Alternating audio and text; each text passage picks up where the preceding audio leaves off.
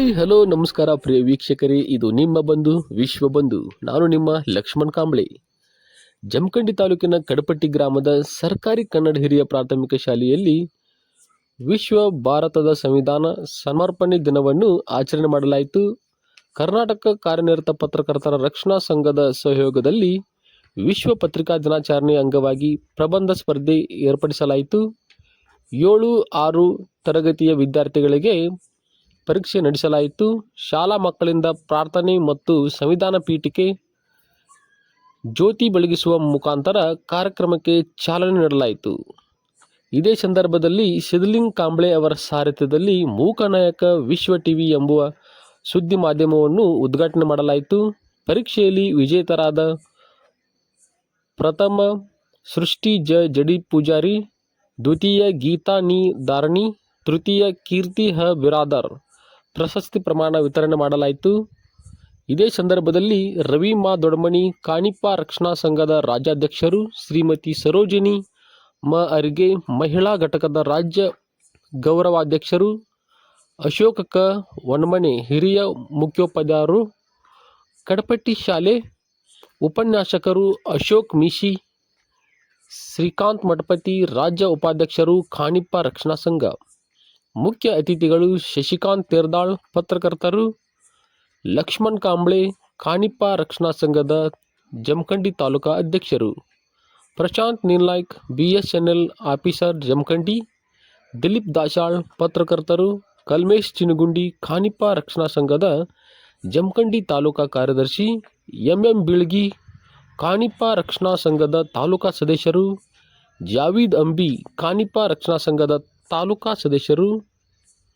ಇದೇ ರೀತಿ ಕಾರ್ಯಕ್ರಮದ ನಿರೂಪಣೆ ಶ್ರೀ AK ಗಾವಡೆ ಸಹ ಶಿಕ್ಷಕರು, ಕಾರ್ಯಕ್ರಮದ ವಂದನಾರ್ಪಣೆ VR ನಾಗನೂರ್ ಸಹ ಶಿಕ್ಷಕರು, ಇನ್ನೂ ಹಲವು ಶಿಕ್ಷಕರು, ಶಿಕ್ಷಕಿಯರು, ಶಾಲಾ ವಿದ್ಯಾರ್ಥಿನಿಯರು ಮತ್ತು ಪತ್ರಕರ್ತರು ಉಪಸ್ಥಿತರಿದ್ದರು.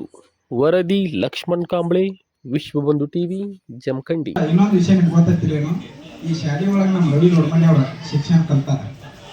ಅವ್ರ ಶಿಕ್ಷಣ ಕಲ್ತು ಬಂದು ಈಗ ನಿಮ್ಮ ಮುಂದೆ ರಾಜ್ಯಾಧ್ಯಕ್ಷರಾಗಿ ಕೂತಾರಂದ್ರೆ ನೀವೆಲ್ಲ ಹೆಮ್ಮೆ ಪಡ್ಬೇಕು.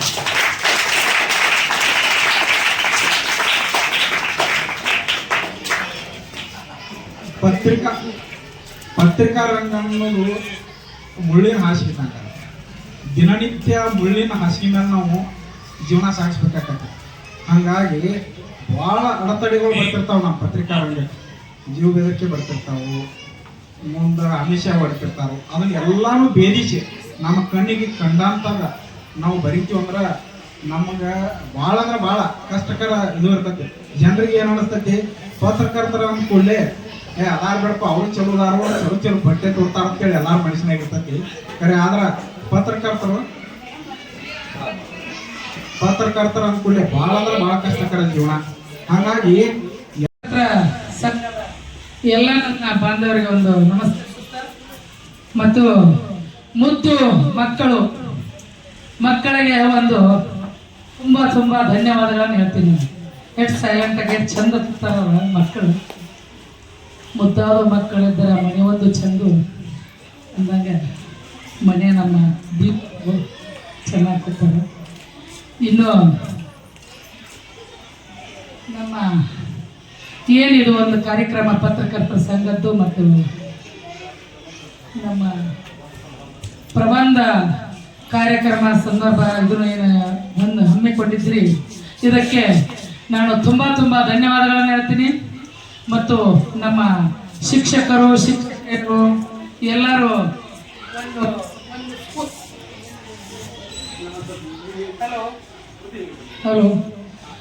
ಒಂದು ಸ್ಕೂಲಲ್ಲಿ ಇಂಥ ಒಂದು ಕಾರ್ಯಕ್ರಮಗಳನ್ನು ಹಮ್ಮಿಕೊಂಡಿದ್ದಕ್ಕೆ ತುಂಬಾ ಹೃದಯ ಧನ್ಯವಾದಗಳನ್ನು ಹೇಳ್ತೀನಿ ನಾನು ಎಲ್ಲರಿಗೆ.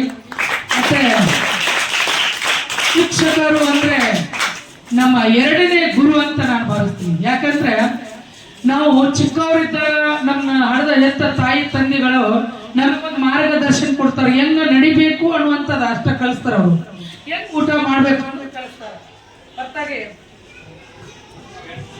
ಹಲೋ, ಅದಕ್ಕೇನದ ಎರಡನೇ ಗುರು ಯಾರಪ್ಪ ಅಂತಂದ್ರೆ ನಮಗೆ ಶಿಕ್ಷಕರು ಗುರು.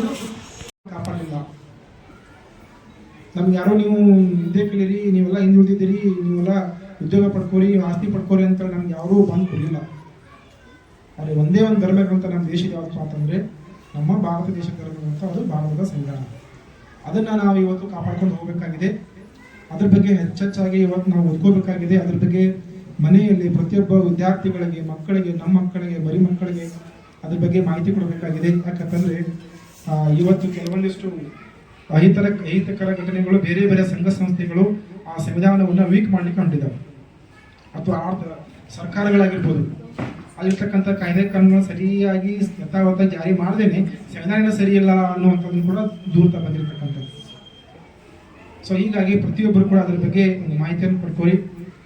ಸೊ ಅದ್ರ ಬಗ್ಗೆ ಇರ್ತಕ್ಕಂಥ ಎಲ್ಲ ಪತ್ರಿಕೆಯವರು ಕೂಡ ಒಂದೊಂದು ಆರ್ಟಿಕಲ್ನ ಬರೆದು ಹಾಕ್ಬಿಟ್ಟು ಸರ್, ಫಂಡಮೆಂಟಲ್ ರೈಟ್ಸ್ ಅದೇ ಏನು, ನಮ್ಮ ರೈಟ್ ಏನು, ನಮಗೆ ಒಂದೊಂದು ಆರ್ಟಿಕಲ್ ಬಗ್ಗೆ ಒಂದೊಂದು ವಿಷಯಗಳನ್ನು ನೀವು ಒಂದು ಪತ್ರಿಕೆಗಳು ಕೊಡ್ತಾ ಹೋದ್ರೆ ಎಷ್ಟೋ ಜನ ಮಕ್ಕಳು ಓದ್ತಿರ್ತಾವೆ. ಅಥವಾ ನೀವು ಮೀಡಿಯಾಗಳಲ್ಲಿ ಹಾಕ್ತಾ ಇರ್ತೀರಿ, ಒಂದು ಯೂಟ್ಯೂಬ್ನಲ್ಲಿ ಒಂದು ಇಂಟರ್ವ್ಯೂ ಮಾಡಿಬಿಟ್ಟು ಅದನ್ನು ನೀವು ಹಾಕಿ ಅಂದರೆ ಎಷ್ಟೋ ಮಂದಿ ಸಾಕಷ್ಟು ಅದಾಗಿದೆ, ಆಲ್ರೆಡಿ ಇದೆ.